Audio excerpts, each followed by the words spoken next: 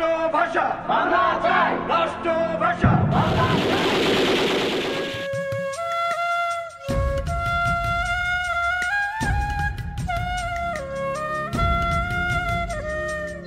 সবাইকে স্বাগত জানাচ্ছি কথা প্রকাশ নিবেদিত মেলার মাঠে মুখোমুখিতে। এই আয়োজনে আমরা মেলার গুরুত্বপূর্ণ বই নিয়ে গুরুত্বপূর্ণ লেখকের সাথে আলাপ করি। আমার সাথে এই মুহূর্তে আছেন একাধারে কথাসাহিত্যিক, অনুবাদক, প্রাবন্ধিক এবং মাঝে মাঝে তিনি কলাম লিখে থাকেন আমাদের প্রিয় মোস্তাক শরীফ ভাই। মোস্তাক ভাই কেমন আছেন? আছি, ভালোই আছি। মোস্তাক ভাই, এবার মেলায় কয়টা বই, কি তাদের প্লট, বিজ্ঞাপনী ঢঙে যদি আমাদেরকে একটু জানান। বিজ্ঞাপনী ঢঙে জানাতে পারবো কিনা জানি না, তবে বই একটু বেশি। সত্যি কথা বলতে কি, অন্য যে কোনো বারের চাইতে বেশি। দুহালি বই, 2 ঘন্টা, মানে হচ্ছে 8টা বই। কি যদি একটু বলেন। আমি তো আপনি একটু আগে বেশ কয়েকটা পরিচয় দিলেন আমার, তো সব মিলিয়েই আছে আর কি। মূলত কথা সাহিত্যের বই কি? কথা সাহিত্যের বই না, বেসিক্যালি সবই কথা সাহিত্যের। উপন্যাস, অনুবাদ আছে এবং কিশোরদের জন্য আছে, এই 3টে মিলিয়ে। মানে জ্ঞানকোষ থেকে অরবিটাল এবং হানকাংয়ের হোয়াইট বুক এসেছে, অনুবাদ। হ্যাঁ, অন্বেষা, বাবর এবং মধ্যরাতের অতিথি। বাবর নিশ্চয়ই উপন্যাস, জীবনী ভিত্তিক উপন্যাস। মধ্যরাতের অতিথি থ্রিলার। থ্রিলার হচ্ছে আপনার ভৌতিক থ্রিলার, হরর। আচ্ছা, আর প্রয় এনেছে মধ্যরাতের কাকতারুয়া। জি, এই হলো আপনার বই। তো মানে মোট 8টা, কিন্তু আরো রয়ে গেল। আর কি রইলো, বাদ পড়লো কি? আমার আপনার বাতিঘর একটা আনবে, সেটি এখনো আসেনি। সেটি একটি উপন্যাস, সেটি আমার কিছু নাই, ওটার নাম আমার কিছু নাই। মানে প্লটটা যদি একটু বলেন আমাদের জন্য। প্রেম এবং প্রেমের উল্টো দিকে ঘৃণা। আপনার স্ত্রী যখন হঠাৎ করে আপনাকে ছেড়ে চলে যায়, আপনার মানসিক কী অবস্থা হয়। এর মধ্যে একটি মেয়ে, সেই সুদূর যুক্তরাষ্ট্র থেকে আপনার হেল্প চাচ্ছে। কোনো এককালে সে ধর্ষিতা হয়েছিল বাংলাদেশে, সে প্রতিশোধ নিতে চায়, আপনার কাছে হেল্প চাচ্ছে, আপনি কি করবেন? এই নিয়েই উপন্যাসটা। ভয়াবহ প্লট, মানে মনে হচ্ছে তো আমাকে নিয়েই লেখা। যাই হোক মোস্তাক ভাই, 8টা বই, অনেকগুলা মানে একাধিক প্রকাশনা। প্রফেশনাল লেখক কি হইতে পারলেন? মানে এত বই লিখতেছেন, টাকা পয়সা পাচ্ছেন, দাওয়াত তো দিচ্ছেন না ভরে বোঝেন, মানে প্রকাশকরা কি টাকা দিচ্ছে না? এখন দিচ্ছে। একটু পেছনে কথা বলে হালকা, জার্নিটা তো হচ্ছে 1 যুগেরও বেশি আগে থেকে। তো প্রথম দিকের অভিজ্ঞতার চাইতে এখন অভিজ্ঞতা অনেকটা ডিফারেন্ট। সে একেবারে গর্ব করে বলার মতো নয়, কিন্তু টাকা পাচ্ছি। টাকা ছাড়া এখন আর লিখছি না। দারুণ, মানে নিশ্চিত আমরা দ্রুত দাওয়াত পাবো। নিশ্চয়। মোস্তাক ভাই, মধ্যরাতের কাকতারুয়া বা মধ্যরাতের অতিথি, দুইটাতেই মধ্যরাত আছে। মানে মধ্যরাত ব্যাপারটা কি নিজের নামে প্যাটেন্ট করে নিলেন? এটি একেবারেই হচ্ছে অনিচ্ছাকৃত এবং জাস্ট হয়ে গেল আর কি। আমি শেষ মুহূর্তে চেষ্টাও করেছিলাম দুটোর মধ্যে একটা থেকে মধ্যরাত ছেটে দিতে, কিন্তু তখন প্রেসে চলে গেছে। জাস্ট ঘটনাচক্রে ঘটে গেছে, দুটোর মধ্যে বিন্দুমাত্র কোনো সম্পর্ক নেই। কিন্তু দুইটা উপন্যাসই কি একটা হরর এবং একটা থ্রিলার? আচ্ছা, একটু বলি, একটা উপন্যাস না, একটা হচ্ছে গল্পের সংকলন। তার মধ্যে একটা গল্পের নাম মধ্যরাতের অতীত। আচ্ছা, এবং সেটা একটা অনুবাদ গল্প। মোস্তাক ভাই, আপনি নানা জনরার সাহিত্যের মধ্যে, বিশেষত কথা সাহিত্য, অনুবাদ, আপনি ঘোরাঘুরি করছেন। সাহিত্য আপনার কাছে মূলত কি? কেন আসলে একযোগে এতগুলো জনরায় আপনি কাজ করে যাচ্ছেন? প্রশ্নটা মনে হচ্ছে খুব ট্রিকি, আসলে উত্তরটা খুব সহজ। আমি যেখানে স্বাচ্ছন্দ্য বোধ করেছি, যে জনরাতে, এবং যেটা মনে হচ্ছে আমি পারি, আমি কিছু একটা করতে পারবো, সেটাই। কিন্তু আমার খুব ভালোবাসার জায়গা হচ্ছে অনুবাদ। ফলে অনুবাদের প্রতি আমার একটা বিশেষ আগ্রহ সবসময় আছে, এবং যত চ্যালেঞ্জিং আমার কাছে তত মজার। দারুণ। এবার সাহিত্যে নোবেল জিতলেন হানকাং, তার হোয়াইট বুক আপনি অনুবাদ করেছেন। মানে বিশ্ব সাহিত্যের কোন লেখকদের আসলে আপনি ঈর্ষা করেন? কোন লেখকরা আপনার উপর প্রভাব ফেলতে পারে? ঈর্ষা ঠিক বলবো না, আবার প্রভাবও ওই অর্থে বলবো না। পছন্দ করি, অ্যাডমায়ার করি, সেরকম অনেকেই আছেন। আমি আর্নেস্ট হেমিংওয়ের খুব ভক্ত। হেমিংওয়ের গল্প অনুবাদ করেছি। হেমিংওয়ে অনুবাদ আমার কাছে খুব গুরুত্বপূর্ণ মনে হয় এবং খুব চ্যালেঞ্জিং মনে হয়। ফলে আপনি যদি বলেন যে প্রভাব, আমি বলবো না। আমি খুবই শ্রদ্ধা করি, খুবই পছন্দ করি আর্নেস্ট হেমিংওয়েকে। কোনো অনুবাদ, কোনো বই যখন আপনি অনুবাদ করবেন, যেমন এবার হানকাং আপনি করলেন, নোবেল পেয়েছেন। এবার কিন্তু আমি 3টে বই অনুবাদ করেছি, আমি আস্তে আস্তে আসবো। হ্যাঁ, কি? হানকাংয়ের এটা, আর সামান্তার এই 2024-এ বুকার পুরস্কার পেয়েছেন, আপনি অলরেডি বলেছেন, অরবিটাল। সেইটা আমার জানা মতো এখন পর্যন্ত বাংলাদেশে এটাই প্রথম অনুবাদ, ওটা অনেক হয়ে গেছে। আর হচ্ছে আমি উইংস অফ ফায়ার, মানে এপিজে আব্দুল কালামের যে আত্মজীবনী, সেটা অনুবাদ করেছে, সেটা নবরাগ প্রকাশনীতে। বাহ, দারুণ। মানে এই ধরেন এই 3টা বই তো উদাহরণ আপনার অনুবাদের। আমি জানতে চাই যে যখন কোনো বই আপনি অনুবাদ করবেন, এই সিদ্ধান্তটা নেন, সেটা কিসের ভিত্তিতে নেন আসলে? চমৎকার। কখনো এটা হতে পারে যে প্রকাশক বলে দেন, প্রকাশকের একটা চাহিদা থাকে। উইংস অফ ফায়ারের ক্ষেত্রে যেটা হয়েছে, উনি এটা চাচ্ছেন, আমি করে দিয়েছি। আর কখনো হচ্ছে, আমি একটু পেছনে যাই, 2 বছর আগে আমি দ্য কালার পার্পল করেছিলাম, এলিস ওয়াকারের, বাতিঘর থেকে বেরিয়েছিল। তো বইটা যেহেতু আমার খুব পছন্দ, আমি ওনাদের অ্যাপ্রোচ করেছি, ওনারা খুব সানন্দে রাজি হয়েছেন, আমি করেছি। কখনো আমার পছন্দ, কখনো প্রকাশকের। তবে প্রকাশকের পছন্দ হলে হবে না, আমার ইচ্ছার সঙ্গে মিলতে হবে না, তো আমি জোর করে করবো না। একদম, মানে তার মানে জোর করে আপনি অনুবাদ করেন না? নো। আপনি মানে কথা সাহিত্যের মানুষ, অনুবাদ করেন আপনি, বিশ্ব সাহিত্যের দারুণ পাঠক আপনি, আমরা জানি।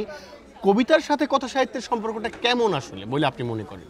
সম্পর্ক তো নিবিড়, কারণ আমি ইদানিং দেখতে পাচ্ছি, আগেও জানতাম কিন্তু ইদানিং খুব বেশি দেখতে পাচ্ছি। আমি একদম উদাহরণ দিয়ে বলছি, অরবিটাল এবং হানকাংয়ের যে হোয়াইট বুক, দুটো ভীষণ কাব্যধর্মী, এবং এটা দুজন আসলে আমার কাছে মনে হচ্ছে মনে মনে মূলত কবি।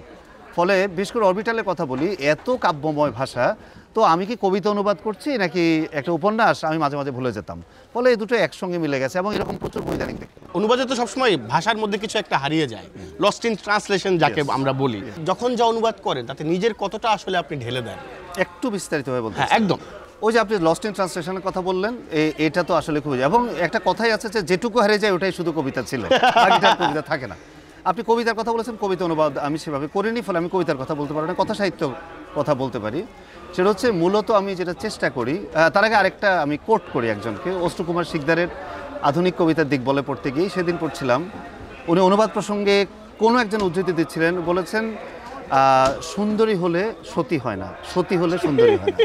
এটা যদি একদম সৎ অনুবাদ হয় তখন আর সুন্দর থাকে না, আর সুন্দর হলে আসলে ওই সতীত্ব থাকে না। তো এটা কতটা সত্য আমি জানি না, কিন্তু আমার কাছে মনে হয়েছে যে প্রত্যেক অনুবাদকের কাজটা ভীষণ চ্যালেঞ্জিং। প্রতি মুহূর্তে চোরাবালি চোর কাটা এগুলো আছে, ভুল হয়ে যেতে পারে, গণ্ডগোল হয়ে যেতে পারে, কিন্তু তাকে যদ্দূর সম্ভব মূলানুগ আসলে থাকা উচিত, কিন্তু তার মধ্যেই যেন কাট হয়ে না যায়, আরোপিত না হয়ে যায়, কৃত্রিম না হয়ে যায়। এই দুটোকে ভারসাম্য রক্ষা করাটা খুবই ডিফিকাল্ট। এই ভারসাম্যের মধ্যে আপনার যে সৃজনশীলতা, সেটাকে আসলে কোন জায়গায় আপনি রাখেন? চমৎকার প্রশ্ন। প্রত্যেকটা অনুবাদ মূলের চাইতে আসলে একটা নতুন একটা সৃষ্টি, ফলে সেখানে সৃজনশীলতা চর্চা করার সুযোগ আছে, কিন্তু অবশ্যই একটা অদৃশ্য রেখা এঁকে দেওয়া আছে, তার বাইরে আপনি যাবেন না। আপনি পোয়েটিক লাইসেন্সটা কতটুকু নেবেন? আপনি সৃজনশীলতা চর্চা করতে করতে কেউ অন্য এমন জায়গায় চলে যাবেন যে আসলটাই থাকলো না, সেটা না। ফলে আমি যদ্দূর সম্ভব চেষ্টা করি, কিন্তু আমি ওই সেই গণ্ডিটা কখনো যাতে না ছাড়িয়ে যায় সেটাও খেয়াল রাখি। সীমারে মানিয়া তার মর্যাদা রাখি। ইয়েস। মোস্তাক ভাই, লেখক প্রথমত লিখতে চান নির্বিঘ্নে, টিকে থেকে খেয়ে পড়ে, সেজন্য তাকে নানা রাজনীতি করতে হয়, সাহিত্যের রাজনীতিও। কি বলবেন? সাহিত্যে রাজনীতি আছে, এবং রাজনীতি আর সাহিত্য খুবই একসঙ্গে জড়িয়ে আছে, এটা আমি বুঝতে পারছি। তো কেউ কেউ সেটা খুব সচেতনভাবে করেন, ঘোষণা দিয়ে করেন, আর কেউ কেউ খুব সূক্ষ্মভাবে করেন। তবে লেখকের সার্ভাইভাল বলে একটা জিনিস আছে, তো এর যেটাকে খেয়ে পড়ে টিকে থাকতে হয়, তা বটে। কিন্তু আপনি যদি এইভাবে কথাটা বলেন যে খেয়ে পড়ে টিকে থাকতে হয়, তাহলে আপনি যেটা বললেন সেটা হচ্ছে যে যিনি খেয়ে পড়ে টিকে থাকার জন্য সাহিত্যের উপর নির্ভরশীল, তাকে তো সে ব্যাপারে বেশি আপোষ করতে হচ্ছে। একদম। কিন্তু যিনি সেটার জন্য সাহিত্যের উপর নির্ভরশীল না, তখন কিন্তু নিজের আনন্দে লেখার একটা স্বাধীনতা তার আছে। ফলে আপনি যেটাকে রাজনীতি, আমি সেটাকে যদি একটু খারাপ শব্দে নেতিবাচক করতে বলি, তাহলে সেদিকে কেউ কেউ যাবেন, যার ওখানে যেতেই হবে, আর কেউ কেউ আছেন তিনি একটু মাথা উঁচু করে থাকতে চান, তিনি বলবেন যে আমি এতটুকুই যাব, তিনি যাবেন না। ফলে রাজনীতি বলতে আমরা যে শব্দটাকে একদম নষ্ট করে ফেলেছি, অপরাজনীতি বলেন রাজনীতি, সাহিত্যের রাজনীতিকে যদি সেই অর্থে ধরি, তাহলে আমি অন্তত সেখানে কখনো যাব না। এই প্রসঙ্গে আপনার অবস্থান হলে আপনি যাবেন না? না, যেটাকে আমি মানুষ সাধারণত নেতিবাচক অর্থে দেখে। আচ্ছা, সাম্প্রতিক সময়ে আমরা একটা অভ্যুত্থানের মুখোমুখি হয়েছে এই দেশ, এই জাতি। এই অভ্যুত্থান আপনাকে আসলে নতুন কোনো প্রতীতি বা ভাবনা দিয়েছে কিনা? নিশ্চয়ই দিয়েছে। দেখুন, মানে আমরা তো 15-16 বছর একটা রেজিমের আন্ডারে ছিলাম, তো অনেক সময় একইভাবে চলছিল সব কিছু। হঠাৎ করে 5ই আগস্ট সব কিছু বদলে গেল। অনেকে ভাবতে পারেননি যে 24 ঘন্টার মধ্যে একটা দেশ এতটা বদলে যেতে পারে। ওই লেনিন সম্ভবত বলেছিলেন যে কখনো কখনো একটা দিনের মধ্যে একটা দশক ঘটে যায়, এরকম কি আমি ভুলে গেছি, এক্স্যাক্টলি মনে নাই। হ্যাঁ, এরকম একেবারে একটা বিশাল একটা উলটপালট ঘটে গেল, এবং আমরা নতুন করে অনেক কিছু ভাবতে শুরু করেছি। আমরা নতুন করে মানুষের চিন্তাভাবনাকে দেখছি, মানুষকে নতুন করে আবিষ্কার করছি। ফলে এটা আমার এবং অন্যান্য লেখকের লেখায় সম্ভবত উঠে আসছে ভবিষ্যতে, এটা হবে, কারণ আমরা সম্পূর্ণ নতুন একটা বাংলাদেশ দেখতে পাচ্ছি, এবং মানুষের নতুন একটা দিক, একটা আসপেক্টগুলো আমাদের চোখে পড়ছে। দারুণ। মোশাক ভাই, আপনার এবারের মেলার বইগুলো নিশ্চয়ই আমাদের পাঠকরা দারুণভাবে গ্রহণ করবে, অনেক বেশি পঠিত হবে, সেই শুভকামনা। আমরা এই আয়োজনটাতে একটা হাইপোথেটিক্যাল প্রশ্ন করে র্যাপিড ফায়ার রাউন্ডে যাই, এটা দিয়ে আমরা শেষ করি।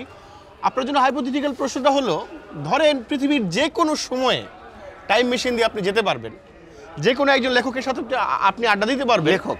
হ্যাঁ, লেখক। যে কোনো একটা বিষয়ে আসলে তার সাথে আলাপ করতে পারবেন।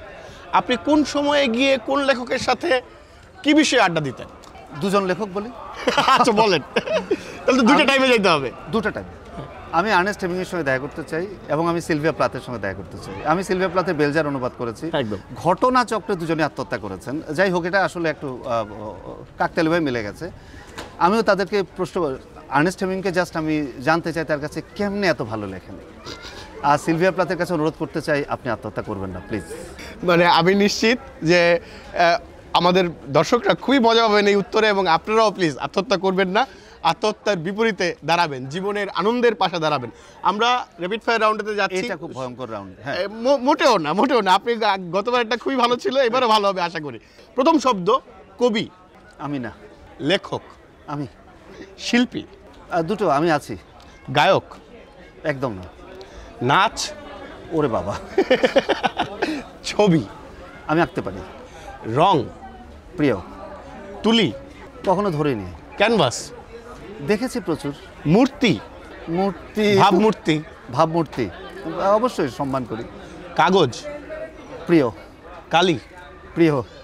শব্দ। ভীষণ প্রিয়। ছন্দ। নিশ্চয়ই মনের মতো। গল্প। আহা। উপন্যাস। আমার জীবন। নাটক। প্রচুর পড়েছি। সূর্য। জীবনদায়ী। চন্দ্র। খুব কি বলবো, মনের মধ্যে রোমান্টিকতা নিয়ে আসে। পৃথিবী। ঘর। বরফ। পছন্দ করি না। গরম। একদম পছন্দ করি না। ঠান্ডা। একদম পছন্দ করি না। বসন্ত। আহ, কত প্রিয়। শরৎ। ভীষণ প্রিয়। গ্রীষ্ম। তেমন একটা পছন্দ না, বেশ অতি গ্রীষ্ম যেটি। পাতা। ইচ্ছে করে স্পর্শ করি। ফুল। ইচ্ছে করে ঘ্রাণ নেই। ফল। ইচ্ছে করে খাই। ডাল। ইচ্ছে করে ডালে ডালে চলি এবং পাতায় পাতায়ও চলি। যৌনতা। জীবনের একেবারে অবিচ্ছেদ্য অঙ্গ। চুমু বা চুম্বন। ঘটেছে তো। মোক্ষ। মোক্ষ। হ্যাঁ, জানি না, আমার মোক্ষ কি জানি না। মুস্তাক শরীফ। সে তো আমি কিন্তু পুরোপুরি চিনিনি এখনো। নিশ্চয়ই পাঠকরা লেখার মধ্য দিয়ে মুস্তাক শরীফকে চিনবেন। মুস্তাক ভাই, অনেক ধন্যবাদ আমাদেরকে সময় দেওয়ার জন্য। অনেক ধন্যবাদ আমাকে টাকার জন্য। প্রিয় দর্শক, কথা প্রকাশ নিবেদিত মেলার মাঠে মুখোমুখিতে কথা বলছিলাম লেখক মুস্তাক শরীফের সঙ্গে। দেখা হচ্ছে অন্য কোনো একজন লেখককে সাথে নিয়ে এই আয়োজনের পরের পর্বে। সবাইকে অনেক ধন্যবাদ।